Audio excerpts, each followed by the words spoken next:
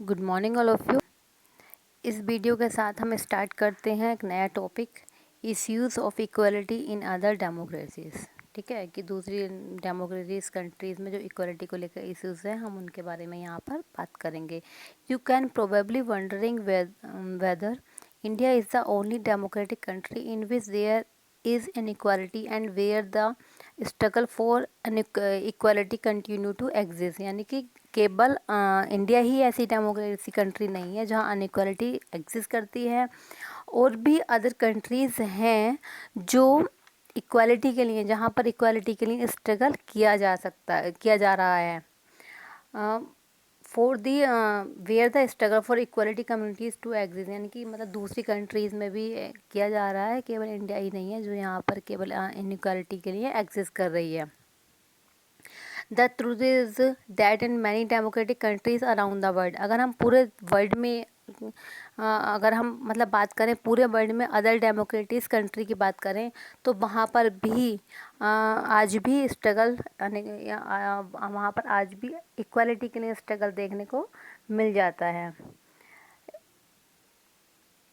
So for example के तौर पर हम देखेंगे in the United State of America the African Americans whose ancestors were the slaves who were brought on from Africa. यानी कि अगर हम बात करते मतलब एग्जाम्पल के तौर पर देखें तो बताया गया है कि यूनाइटेड स्टेट ऑफ अमेरिका में जो अफ्रीकन अमेरिकन्स थे जिनके एनकेस्टर्स जो वाइट पीपल्स के स्लेव्स बनाए गए थे बाद में, मतलब जिनको अफ्रीकन अमेरिकन्स के एस्केटर्स को अफ्रीका से लाया गया था और बाद में उन्हें वाइट पीपल का स्लेव्स बनाया गया था, वो लोग आज भी क्लेम करते हैं कि उनके साथ आज भी अनइक्वल ट्रीटमेंट किया जाता है, मतलब उनसे आज भी अनइक्वल ट्रीटमेंट से ही मतलब रहा जाता है। तो this despite the fact that there was a movement in the late 1950s to push for equal rights for African Americans. यानी कि इस डिस्पाइट यानी इसके लिए एक मूवमेंट भी वहाँ हो चुका है जो 1950 में हुआ था, कि यानी कि 1950 में अफ्रीकन अमेरिकन्स के इक्वल राइट के लिए एक मूवमेंट किया गया था, लेकिन आज भी वो लोग फिर भी क्लेम करते हैं और वो बोलते हैं कि उनके साथ अनइक्वल ट्रीट किया जाता है। और अगर हम यहाँ पर देखते हैं कि प्रीज ऑफ दिस, अगर हम यहाँ पर बात कर लेते हैं अफ्रीकन अमेरिकन्स की जो were treated extremely unequal in the United State and denied equality thought low, यानी कि मतलब हम यहाँ पर देखें तो जो उनका मतलब लो है वो भी वहाँ पर अनइक्वल ही कराता है, वहाँ के उनके जो अफ्रीकन अमेरिकन्स हैं उनके साथ अनइक्वल ट्रीटमेंट किया जाता है। तो उसके लिए यूनाइटेड स्टेट ऑफ लो जो थॉट लो है वहाँ का, तो लो के अकॉर्डिंग भी वहाँ इक्वल ट्रीटमेंट नहीं होता है। तो वहाँ लो भी है जो मतलब उस लो ने उसके लो के अकॉर्डिंग भी वाइट और ब्लैक पीपल पर डिस्क्रिमिनेशन हुआ है।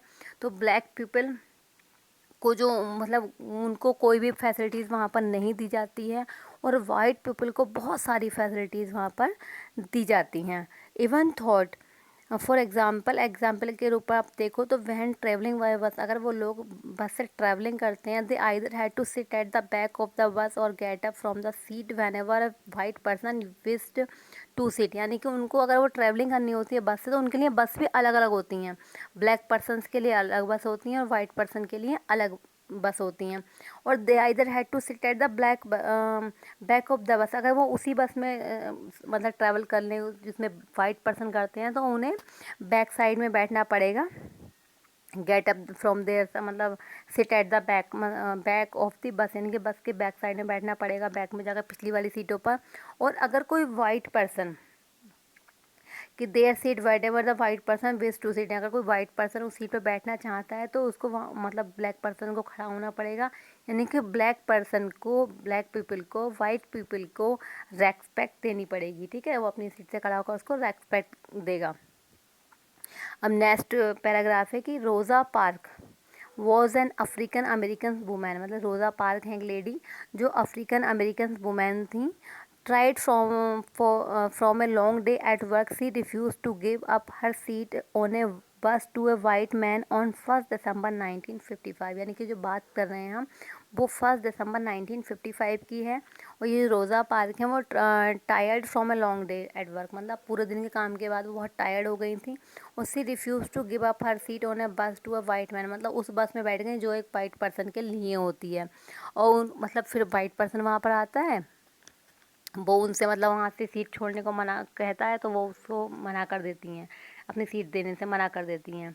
और उसके बाद ही रिफ्यूज़ल, जब उन्होंने रिफ्यूज़ कर दिया उसकी बात को, तो that day started a huge agitation against the unequal wage, मतलब इस जो अनइक्वल चल रहा था उनके साथ अफ्रीकन अमेरिकन के साथ, तो इसको लेकर जो अभी अभी हुआ यहाँ पर कि उन्होंने मतलब वो बस में बैठ गई रोज़ा पार्क और उन्होंने वाइट पर्सन को सीट नहीं दी, तो उसके अगेंस्ट में ह्यूज एजिटेशंस, मतलब बहुत अनइक्वल के कर बहुत बड़ा मूवमेंट यहाँ पर हुआ।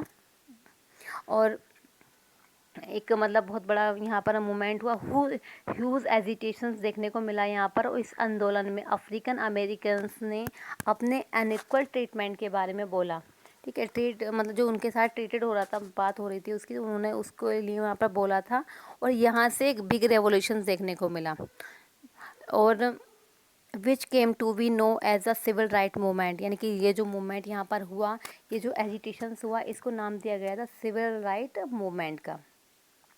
और the civil rights act of 1964, और 1964 को एक मतलब एक राइट एक्ट हुआ जिसे राइट सिविल एक्ट बोलते थे। उससे प्रोविड्स थे discrimination on the basis of race, basis of reasons और बेसिक ऑफ नेशनल ओरिजिन, यानी कि इस मतलब जो सिविल राइट एक्ट हुआ था 1964 को जो पब्लिश हुआ, इसका मतलब होता है ना रोका, मतलब जो रोका जा रहा है डिस्क्रिमिनेशंस को, जो डिस्क्रिमिनेशंस हो रहे थे रेस के बेस पर, रिलीजन्स के बेस पर और नेशनल ओरिजिन के बेस पर, ये यहाँ मतलब ये कंट्री में रोक दिए गए।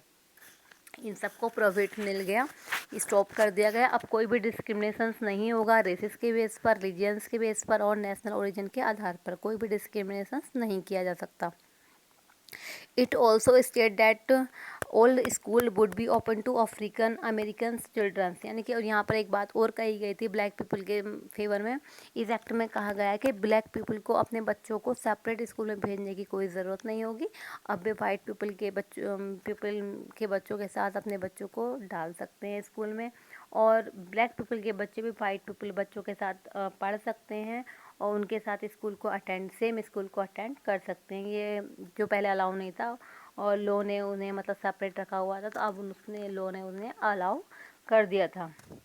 हाउएवर, हालांकि despite this is majority of African American continue to be among the poorest in the country, मतलब ये जो अफ्रीकन अमेरिकन लोग थे ये बहुत मतलब पुअर लोग थे उस कंट्री में। Most African American students can only afford to attend government school, मतलब बहुत सारे अफ्रीकन अमेरिकन के जो बच्चे थे वो केवल मतलब अफोर्ड कर सकते थे, वो लोग पुअरेस्ट थे, तो वो अफोर्ड कर सकते कि वो उनके बच्चे अटेंड कर सके government school. That have favour facilities, मतलब बहुत ही लो फैसिलिटीज़ होती थी, एंड पुअरली क्वालिफाइड टीचर्स, मतलब कम क्वालिफाइड टीचर्स वहाँ पर होते थे as compares to white students, मतलब उस कंपेयर में जहाँ पर white student though either go to private school, क्योंकि वाइट पीपल्स के बच्चे तो वाइट स्टूडेंट जो थे वो प्राइवेट स्कूल में जाते थे और live in areas where the government school, और उस एरियाज़ में रहते थे और जाते थे उस एरियाज़ के स्कूल में।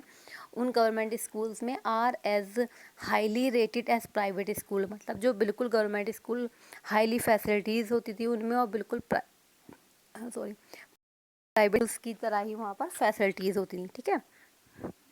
अब यहाँ पर है excerpt from article 15 of the Indian constitution, यानी कि यहाँ पर हमें बताया गया है कि इंडियन कॉन्स्टिट्यूशन में जो एक वर्ड जिसके बारे में हम पढ़ रहे हैं इक्वलिटी, तो ये वर्ड जो आया है कॉन्स्टिट्यूशन में वो आर्टिकल 15 में आया है। तो ये बात आपको यहाँ पर लर्न करनी है MCQs में, अभी भी या बाद में भी कभी तुम्हारे काम आ सकता है कि इक्वलिटी जो वर्ड है वो कॉन्स्टिट्यूशन में आर्टिकल 15 के अंडर में आता है, ठीक है। तो ये बात आपको हमेशा याद रखनी है।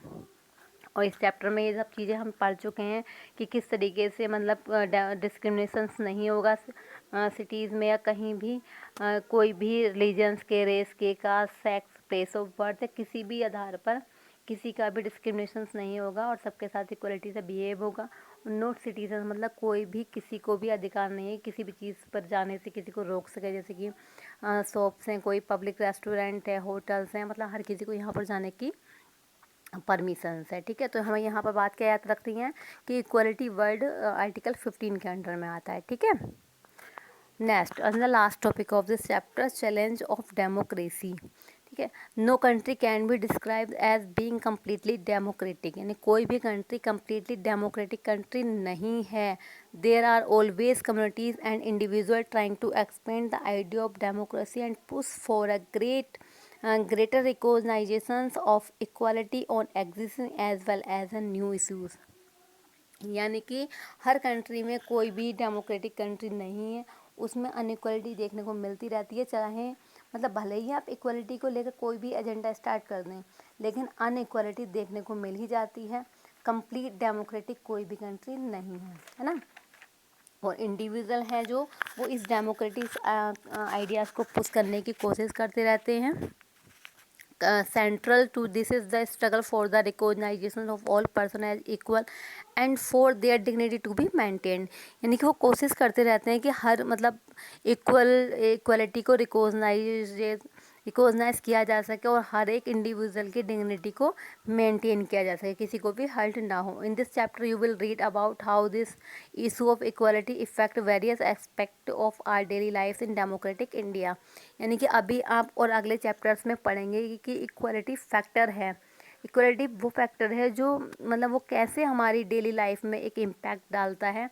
आगे के चैप्टर में आप सब ये चीज़ें पढ़ोगे और ये चैप्टर्स और ये and as you read this chapter, जैसे कि तुम लोगों ने इस चैप्टर में पढ़ा है कि think about whether the equality of all person and they are being able to maintain their dignity is of help, यानी कि हर किसी के साथ इक्वल बिहेव करना चाहिए और उनकी डिग्निटी को मेंटेन करना चाहिए, ठीक है। ओके।